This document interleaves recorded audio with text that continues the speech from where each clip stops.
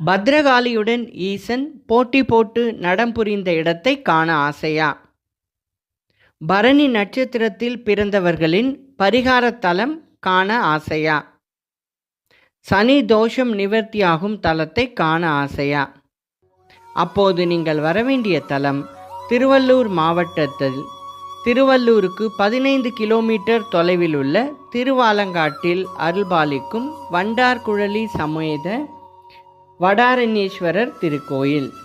300 முறை சும்பன் நிசும்பன் என்ற 2 அரக்கர்கள் இங்குள்ள ஆலமரக்காட்டில் இருந்து கொண்டு மக்களுக்கும் தேவர்களுக்கும் பெரும் தொல்லை கொடுத்து வந்தனர். தேவர்கள் சிவன் பார்வதியிடம் முறையிட பார்வதி தேவி தன் பார்வையால் பரணி நட்சத்திரத்தில் பத்ரகாளியை உண்டாக்கினார். அவ்விரு அசுரர்களையும் அழிக்க வந்த தேவி அவர்களது இரத்தம் பூமியில் சிந்தாமல் கபாலத்தில் பிடித்து குடித்ததால் அசுரர்களைப் போலவே தேவர்களை கொடுமைப்படுத்த ஆரம்பித்தாள். மூஞ்சிகேச முனிவரின் வேண்டுதலின்படி சிவன் கோர வடிவம் கொண்டு பத்ரகாளியுடன் போரிட வந்தார்.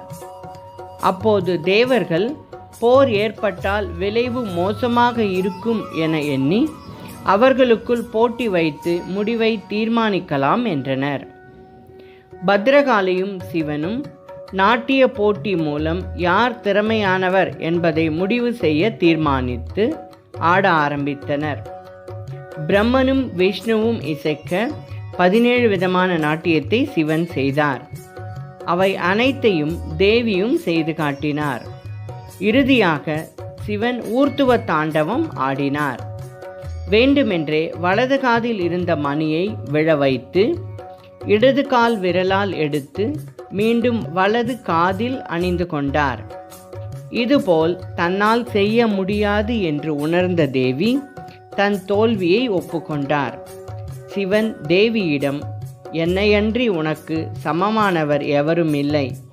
என்னை வழிபட வருபவர் முதலில் உன்னை வழிபட்டு பின் என்னை வழிபட முழு பலன் கிட்டும் என்றார். நித்தம் நடமாடும் நடராஜரின் 5 சபைகளில் ஒன்றான ரத்தன சபை இங்குள்ளது. ஈசன் அருளியவாறு திருவாலங்காட்டிற்கு வரும் பக்தர்கள் முதலில் சிவன் கோயிலுக்கு சிறிது தொலைவில் உள்ள முக்தி தீர்த்தத்தில் நீராடி அருகில் உள்ள பத்ரகாளியம்மன் ஆலயத்திற்கு சென்று வழிபட்ட பின் சிவனை வழிபட செல்கின்றனர். அம்மனின் சக்தி பீடங்களில் காளி பீடம் இதுவாகும். பத்ரகாளி அம்மன் சன்னதியில் பரணி நட்சத்திர பரிகார பூஜை செய்யப்படுகிறது. மாம்பழத்தின் மூலம் காரைக்கால் அம்மையாரை ஆட்கொண்ட சிவன் அவரை அம்மையே என்று அழைத்து சிறப்பித்தார். சிவனை காண தன் தலையால் நடந்து வந்து ரத்ன சபாபதீஸ்வரரின் திருவடிக்கீழ் இருந்து அவரின் ஆனந்த நடனத்தில் திளைத்திருக்கும் திருக்கோயில் இதுவாகும். ஒருமுறை சனீஸ்வரனின் மகனான மாந்தி மீது பல்லி விழுந்தது. அதனால் ஏற்பட்ட தோஷம் நீங்க சனீஸ்வரன் கூறியபடி தோஷ நிவர்த்திக்காக மாந்தீஸ்வரரை வணங்கி மாந்தி தோஷ நிவர்த்தி பெற்றார். சனிக்கிழமைகளில் இங்கு வணங்கினால் சனி தோஷம் அகலும் என நம்பப்படுகிறது. மாந்தீஸ்வரரை வணங்க கடன் தொல்லை அகலும் எனவும் குழந்தை பேறு கிட்டும் எனவும் நம்பப்படுகிறது. காலை 6 மணி முதல் இரவு 8 மணி வரை திறந்திருக்கும் இவ்வாலயத்தின் தலவிருட்சம் ஆலமரமாகும்.